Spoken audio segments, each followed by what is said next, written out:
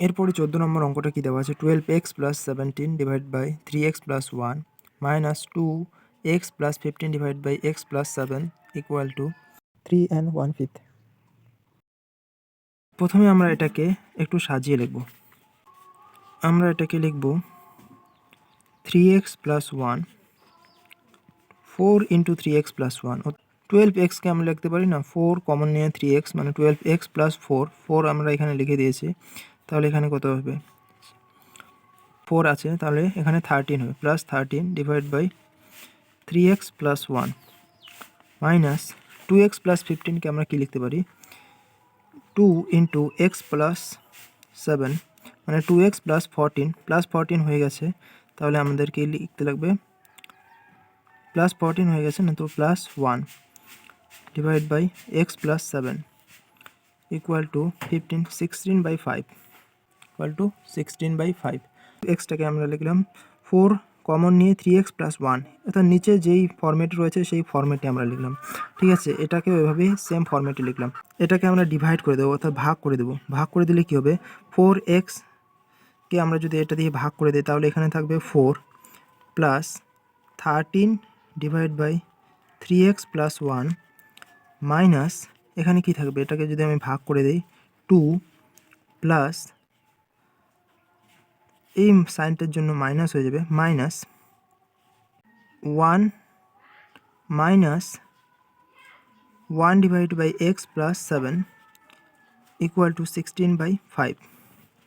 এটা আসছে এরকম, 2 plus 13 divide by x plus 3x + 1 3x + 1 minus 1 divide by x + 7 equal to 16/5। এই দুটো লসাগু করবো আর এই দুটোকে এ পাশে পাঠিয়ে দেবো।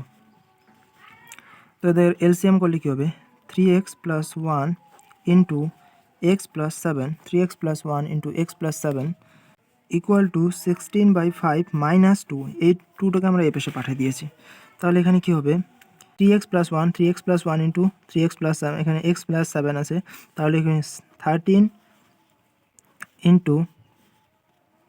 ইন্টু x + 7 মাইনাস 3x + 1, তাহলে এখানে 13x + 91 minus 3x minus 1 divided by 3x² plus x 3x² plus x plus 21x plus 7 equal to 6/5 equal to 6/5। এটাকে এখানে আসছে 10x plus 90 10x plus 90 divided by 3x² plus 22x plus 7 equal to 6/5। এটা 6 দিয়ে আমরা multiply করে দেবো, তাহলে হবে 18x² plus 132x plus 42 equal to 50x plus 45 450। এগুলো সবগুলোকে আমরা এক সাইডে নিয়ে আসবো, তাহলে কী হবে, 18x² মাইনাস 132 মাইনাস 50 যদি করা যায় তাহলে কত আসবে, 82x plus 82x minus 408 minus 408 equal to 0। এটাকে আমরা পুরো টার্মটাকে 2 দিয়ে ভাগ করে দেবো, অর্থাৎ 2 দিয়ে ভাগ করে যদি দিই, আমরা 2 দিয়ে ডিভাইড করে দিই, তাহলে কী হবে, 9x² plus 41x minus 204 equal to 0। এবার আমরা কি করব, এই দুইটাকে মাল্টিপ্লাই করে আমি 41 মেলানোর চেষ্টা করব, অর্থাৎ 204 ইন্টু 9 মাল্টিপ্লাই করে আমি 41 মেলানোর চেষ্টা করব।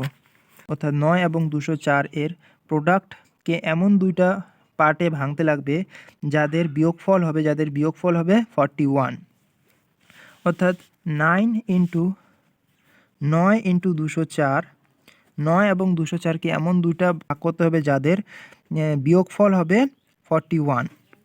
অর্থাৎ 9কে আমরা কি লিখতে পারি 3 ইন্টু 3, আমরা 9কে লিখতে পারি 3 ইন্টু 3, আর 204কে কি লিখতে পারি 4 ইন্টু 51, অর্থাৎ 4 ইন্টু 51 করলে 204 হয়। 3 ইন্টু 3 ইন্টু 4 ইন্টু 51কে আমরা লিখতে পারি 3 ইন্টু 17, 3 ইন্টু 17 করলে কত হয় 200, 3 ইন্টু 17 করলে হয় 51। তো আমরা এটা 3 ইন্টু 3 ইন্টু 3 আমরা যদি একসাথে গুণ করি কত হয় 27 হয়, ইন্টু 4 ইন্টু 17 যদি গুণ করি 4 ইন্টু 17 গুণ করলে হয় 68। অর্থাৎ 68 মাইনাস 27 যদি করা যায় তাহলে আসে 41। অর্থাৎ আমরা এমন দুইটা পার্টে ভাগ করে নিলাম 204 ইন্টু 9কে, একটা হচ্ছে 68, একটা হচ্ছে 27, যাদের ফল হচ্ছে 41। তাহলে আমরা কি লিখতে পারি 9x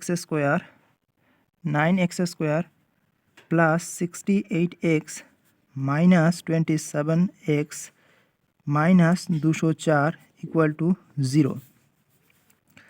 এখান থেকে আমরা কি কমন নেব x কমন নেব, তাহলে x কমন যদি নেই তাহলে কি হয় 9x প্লাস 68, আর এখান থেকে আমরা কি কমন নেব, আমরা এখান থেকে যদি 3 কমন নেই তাহলে হয় কি 9x মাইনাস আছে তো মাইনাস মাইনাসে প্লাস 68 ইকুয়াল টু 0।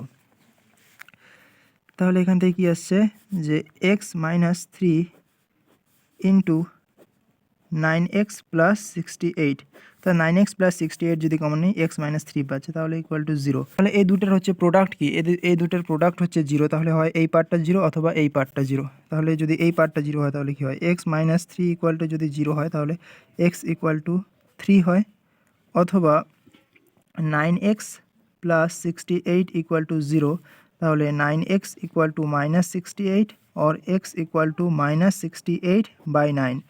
তাহলে x এর দুটো ভ্যালু পাওয়া যাচ্ছে, একটা হচ্ছে x এর ভ্যালু হচ্ছে 3 আর একটা হচ্ছে মাইনাস 68/9।